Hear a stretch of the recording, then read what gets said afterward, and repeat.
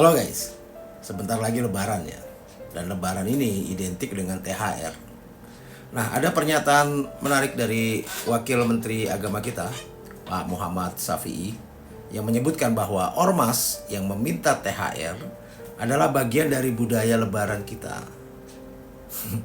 Ya, meskipun ini diucapkan secara ringan dan ya memberi kesan seolah-olah itu melihat fenomena permintaan THR dari ormas ini dilihat secara santai begitu.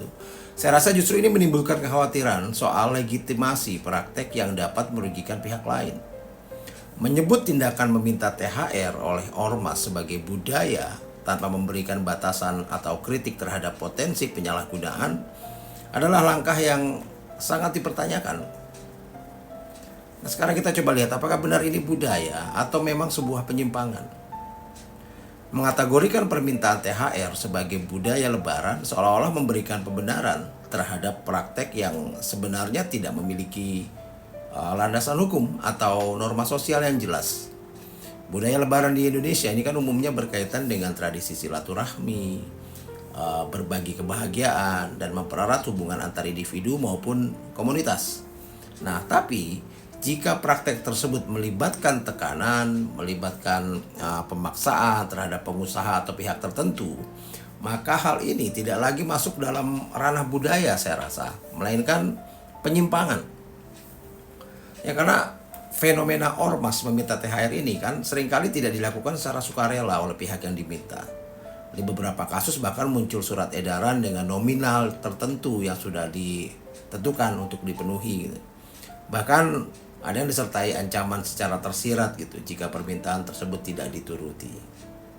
Nah, hal-hal seperti ini kan justru berpotensi menciptakan suasana intimidasi dan premanisme yang jauh dari nilai-nilai luhur budaya Lebaran itu sendiri.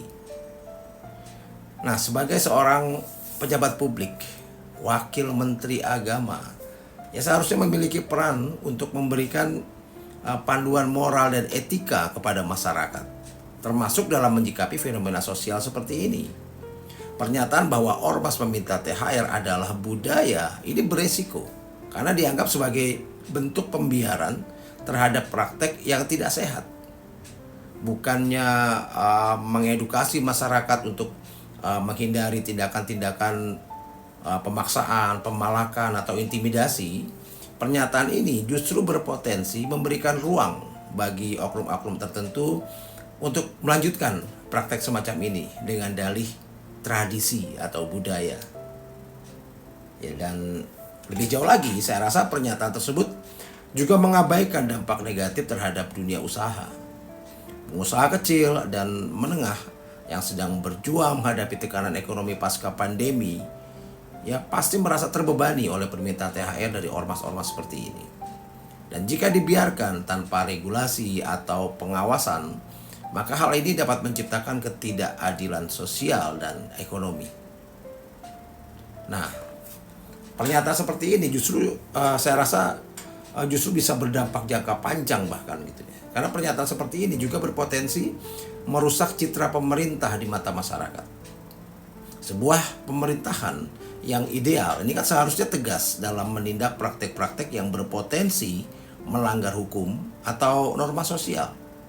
Nah, dengan menyebut tindakan meminta THR sebagai budaya tanpa kritik atau solusi konkret gitu, pemerintah terkesan mendukung status quo daripada mendorong perubahan ke arah yang lebih baik.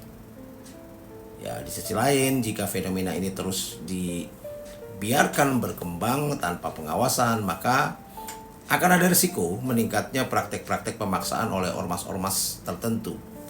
Dan hal ini ya tentunya bisa menjadi presiden buruk bagi generasi mendatang dan menciptakan lingkungan sosial di mana intimidasi seolah dianggap sebagai hal yang biasa.